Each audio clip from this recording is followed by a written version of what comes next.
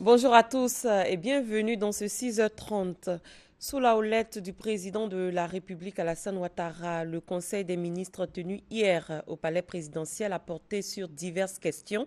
Certaines dispositions de la loi électorale vont être abrogées. Les conclusions de l'audit réalisé au titre des arriérés de dette de l'État à ses fournisseurs et prestataires de services pour la période allant de 2000 à 2010 ont été adoptées. Les acteurs du système bancaire pourront financer la commande publique, cela grâce à la signature d'une convention cadre entre l'administration financière publique représentée par le Trésor et l'Association professionnelle des banques et établissements financiers de Côte d'Ivoire. Et c'est la Direction générale des impôts qui a abrité la formalisation de ce partenariat. On en parle avec Guy-Roger Nguesson et Francis Boifou. C'est un soulagement pour les responsables des petites et moyennes entreprises PME confrontées à des problèmes de trésorerie dans l'exécution des marchés publics. Ils bénéficient désormais de l'appui des banques et établissements financiers pour remplir leurs obligations.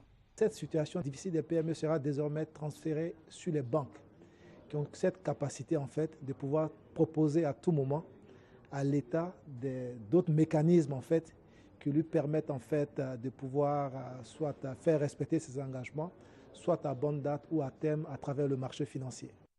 Cette facilitation du financement est rendue possible par la présente signature, une convention cadre entre l'administration financière publique, représentée par le Trésor, et les acteurs du système bancaire. C'est une nouvelle ère qui commence. En principe, si cette convention est correctement exécutée par les différentes parties, nos entreprises ne devraient plus se plaindre. Les banques aussi vont voir leur collaboration s'améliorer parce que tout à l'heure, nous avons dit dans nos interventions que le financement, le soutien des banques aux PME gagnera à être amélioré. Chaque année, c'est au moins 500 milliards de francs CFA que le gouvernement ivoirien investit pour la commande publique. La convention cadre signée ce mercredi vient créer un meilleur environnement institutionnel, juridique et opérationnel pour fluidifier les relations État, banque et PME. Que retenir cette année des concours administratifs qui ont pris fin le 28 février dernier? Pour répondre à cette question, le directeur général de la fonction publique, Aka Kofi Bernard, était récemment face à la presse. Il a fait notamment le point de l'organisation de ces concours et la participation des candidats. Le reportage est de Guillaume Zéré et Franck Quadio. Le bilan relatif à la session des concours administratifs pour l'année 2014 est, selon le directeur général de la fonction publique, positif. Et dans les détails, du 10 janvier au 28 février dernier, ce sont 24 832 candidats qui ont présenté les 206 concours lancés par le ministère de la fonction publique. Pour plus de crédibilité donc, les organisateurs ont instauré de nouvelles méthodes tant sur le plan pédagogique que sur le plan de l'organisation. La première innovation, c'est le recours massif au QCM, les questions à choix multiples. Deuxième élément d'innovation, on a fait recours de façon massive aux enseignants du supérieur, ce qui a permis de créer des structures de coordination et de supervision. Dernier élément d'innovation, c'est l'introduction de l'ordinateur dans la composition. Pour la publication des résultats, les organisateurs disent avoir répondu aux exigences actuelles. Les résultats sont entendus exclusivement sur le site de la fonction publique, et qui est ceci, www.fonctionpublique.igouv.ci.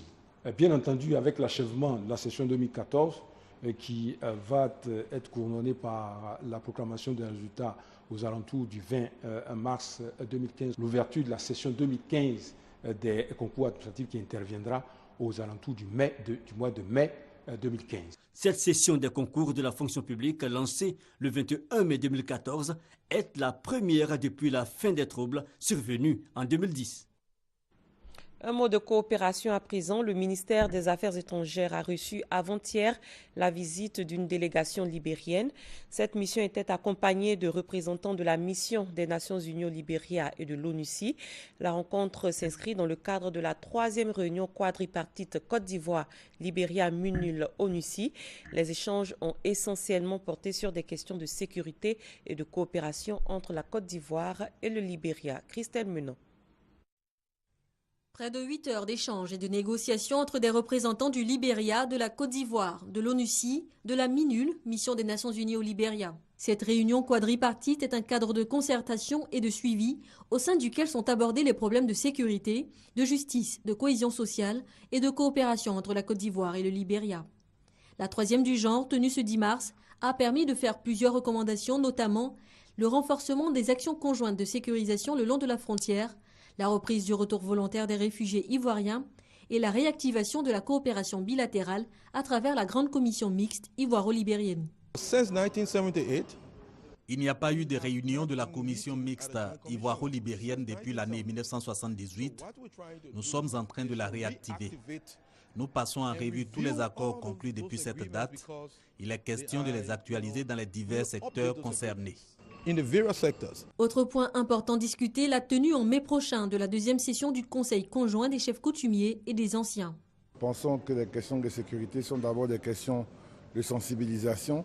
Si les chefs traditionnels des différents villages sont sensibilisés, c'est là que peut nous faire évoluer. Nous avons également décidé d'aller très loin et la mise en place du droit de poursuite. Donc à travers des patrouilles mixtes, nos forces auront le droit d'aller au-delà de la frontière, poursuivre ces personnes qui viennent perturber la sérénité des populations. Des actions de sécurisation auxquelles participent également les organisations et missions onusiennes représentées à cette réunion quadripartite. Elles ont salué les progrès accomplis par les deux pays depuis la tenue de la première réunion en juin 2012. Progrès caractérisés entre autres par la reprise d'une coopération bilatérale qui, selon le ministre d'État, ministre des Affaires étrangères, augure de perspectives heureuses. Sont envisagés des projets structurants en matière d'interconnexion hydroélectrique ou routière, d'activités génératrices de revenus ou de projets à impact rapide pour les populations locales. Le réseau des communicants des collectivités décentralisées de Côte d'Ivoire a un président. Il s'agit de Nicolas Baba Coulibaly, directeur de l'information du district d'Abidjan. Il a été élu à la faveur d'une réunion des chargés de communication des districts et autres collectivités territoriales, rencontre tenue à l'hôtel du district d'Abidjan. Guillaume Zéré, Hermaniamia. Il est à la barre pour 3 ans.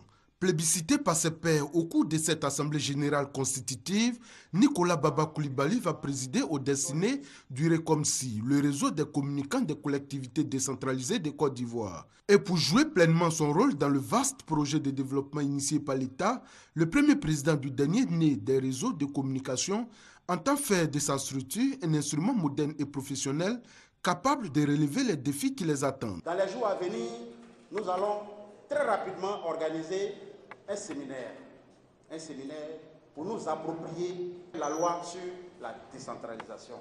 Nous allons aussi nous atteler à mettre sur pied un portail, un site internet.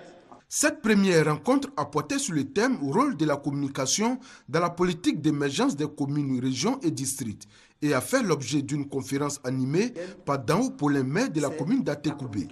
Plusieurs personnalités, dont les représentants du ministère de la Communication, de l'Union des villes et communes et le président du conseil régional du Folon, ont également salué l'initiative. Pour le gouverneur du district d'Abidjan, parrain de la cérémonie, le rôle des agents de la communication des districts et collectivités territoriales est d'une importance capitale. Je voudrais surtout vous manifester tout l'attachement que j'ai pour le travail que vous conduisez tous les jours. Vous, journalistes, vous êtes des portes, interfaces entre les décideurs et les populations. Le RECOMSI regroupe les journalistes, animateurs, photographes, cadreurs et infographes qui exercent au sein des districts et collectivités territoriales. Dans sa tâche, il peut également compter sur la collaboration de l'Union nationale des journalistes de Côte d'Ivoire, UNJCI, et du Forum des directeurs de publication. Et en dehors de nos frontières, la faim fait des ravages à Madagascar, touchée par une grave sécheresse ces 6 derniers mois. Au moins une quinzaine de personnes, dont des enfants, sont mortes de faim et 200 000 personnes en situation de difficultés alimentaires aggravées. Ces populations doivent être secourues avant la prochaine récolte dans 3 à 4 mois. Et pour cela, le Programme alimentaire mondial a besoin de 3 millions de dollars supplémentaires. Ce village du sud de Madagascar ressemble à un camp de réfugiés. Ici, des centaines de familles ont été victimes de la grave sécheresse des 6 derniers mois dans la région. Il n'y a pas eu de récolte. Leur seul espoir, les distributions de vivres du Programme alimentaire mondial. Dans la région de Landjouï, 200 000 personnes sont en situation de difficultés alimentaires aggravées. Actuellement, la nourriture n'est pas suffisante, ça m'affaiblit. Pourtant, avant j'étais gros. Mon problème, c'est le manque de nourriture. Il fait 9 kilos, ce n'est pas normal. Il a 3 ans. Normalement, ce sont les enfants d'1 an qui doivent faire 9 kilos. Il ne s'agit pas d'une maladie, car on l'a déjà amené au centre de santé et ils lui ont seulement donné des biscuits, mais il ne grossit pas depuis. Les catastrophes naturelles sont récurrentes à Madagascar, mais faute d'argent, il n'y a plus de système d'alerte précoce pour prévenir des désastres de ce type. 40 000 enfants sont victimes de malnutrition sévère. Au total, au moins 15 personnes sont mortes dans la région. Quelques rares pluies ont permis aux cultivateurs de replanter, mais la récolte n'arrivera que dans 3 à 4 mois. En attendant, on se nourrit de cactus. Sans le Programme alimentaire mondial, on ne mangerait que ça et on serait mort. Mais si la pluie n'est pas au rendez-vous, si d'autres systèmes ne sont pas mis en place, la situation risque d'être beaucoup plus difficile que nous le voyons actuellement. Donc on a besoin, en ce qui concerne le PAM, d'environ 3 millions de dollars pour pouvoir faire face à cette situation difficile et passer le cap. Le gouvernement a fait parvenir 400 tonnes de vivres dans la région la plus touchée, mais il en faudrait 4 fois plus. Le Grand Sud malgache est une zone enclavée, souvent délaissée par l'autorité centrale. En 1991, une grave sécheresse avait fait des centaines de morts. Et c'est la fin de ce 6h30. Merci de l'avoir suivi. L'information continue sur www.rti.ci. Très bon début de journée à tous et à toutes.